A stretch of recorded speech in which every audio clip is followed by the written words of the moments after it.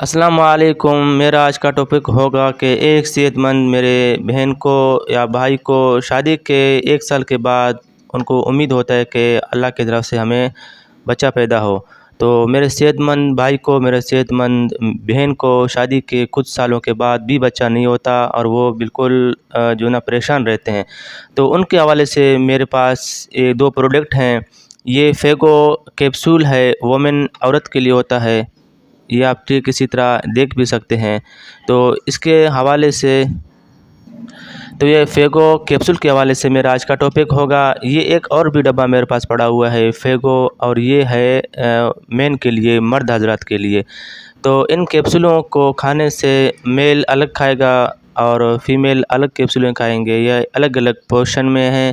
تو ان کو کھانے سے انشاءاللہ اللہ کی طرف سے، اللہ کے حکم سے آپ کو شادی کے کچھ سالوں کے بعد بچہ ہو جائے گا، ماں پریگننٹ ہو جائے گی، میرے بہن پریگننٹ ہو جائے گا انشاءاللہ اللہ کے حکم سے۔ ان کے ڈوزز کے حوالے سے، اس کے انڈیکیشنز، ان کے استعمال کے حوالے سے میرا آج کا ٹاپک ہوگا۔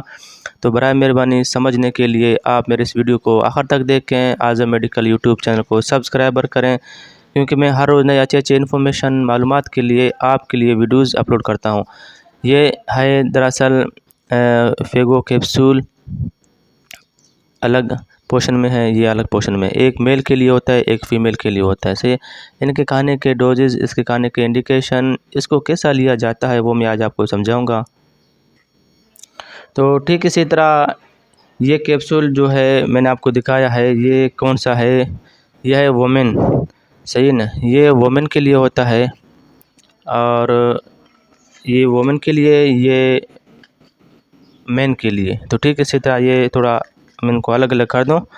تو ٹھیک اسی طرح جو میرے ماں بہن کو، جو میرے بھائی کو 1 سال کے بعد بھی بچہ نہیں ہوتا شادی کے، تو پھر یہ کیپسولیں استعمال کریں۔ ایک کیپسول صبح دودھ کے ساتھ، ایک کیپسول رات کو دودھ کے ساتھ۔ تو ٹھیک اسی طرح جو میرے بہن ہوں گے اور بھائی ہوں گے، ان کے لیے بھی یہ کیپسول ہے، ایک کیپسول صبح اور ایک کیپسول رات کو دودھ کے ساتھ لینا چاہیے۔ تو انشاءاللہ اللہ کے حکم سے میرے اس بھائی کو، میرے اس بہن کو اللہ کے حکم سے نیکس والے بچے ہو جائیں گے، کیونکہ ٹیسٹوس ہارمون کو یہ بڑھاتے ہیں۔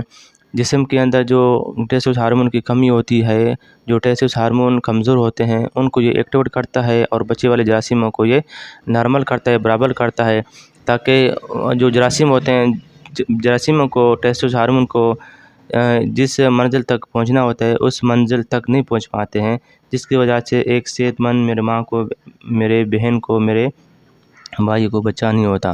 تو ٹھیک اسی طرح ایسے میڈیسنس کو لینے سے انشاءاللہ اللہ کے حکم سے نیکس والے اولاد نصیب ہوگا۔ شکریہ۔